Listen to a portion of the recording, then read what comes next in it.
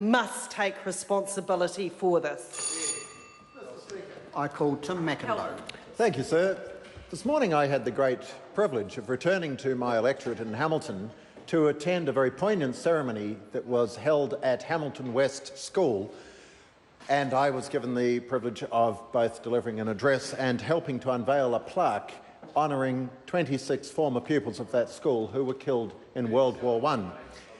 And so I have to say, members of the public may not be aware that it's fairly rare to be able to return to one's electorate on a sitting day, so I'd particularly like to thank the very benevolent senior government whip who made it possible for me to do so. So I was very impressed by the children in the school and the real interest that they showed in the stories that some older people told about people who had gone from that school to the war. And I just want to acknowledge, sir, as we approach Anzac Day, that we are this year commemorating some of the most tragic and horrific losses that occurred at the Western Front, or the centenary rather, of those events. And I know that on Anzac Day, yet again, New Zealanders will turn up in great numbers to honour those who fought, and particularly those who paid the ultimate sacrifice. So, members of Parliament usually enjoy each other's maiden speeches and their valedictory addresses, even if we seldom appreciate much of what our opponents contribute between those two significant events. And in recent weeks we've had outstanding addresses, first from the Right Honourable John Key. Thank you, Professor Tabato. Always particularly enjoy your contributions, sir, memorable as they are.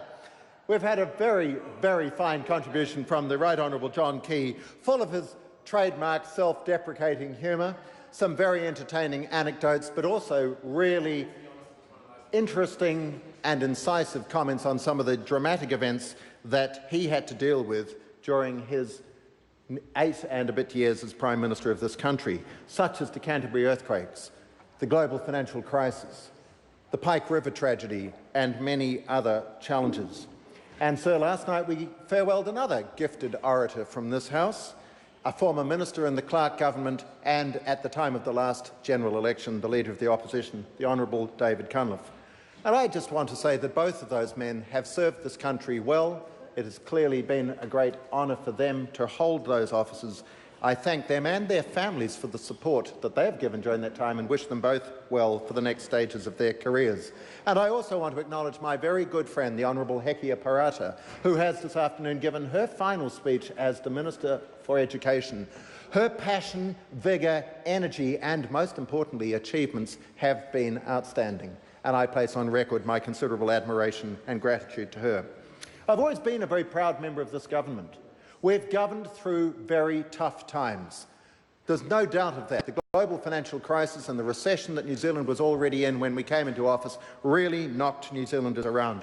But, sir, we are now back in surplus. Jobs are growing at an exciting rate.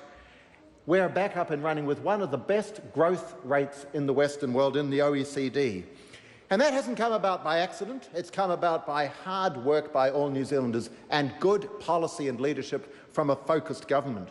And we must not put that at risk, sir, by succumbing now to demands for all sorts of spending promises without ensuring that we continue to manage the way that the economy is able to continue to grow. And that's why this afternoon National Party speakers have been talking about the importance of trade, because our trading arrangements are absolutely crucial to our future prosperity. And that's why the Prime Minister recently set out the National-led government's commitment to forging and improving trade ties and further investment to achieve that under the new trade strategy, Trade Agenda 2030. And, sir, we've set an ambitious trading goal of having free trade agreements cover 90% of New Zealand's goods exports by 2030, which will be up from 53% today. It is a major challenge, and it's one I'm firmly behind.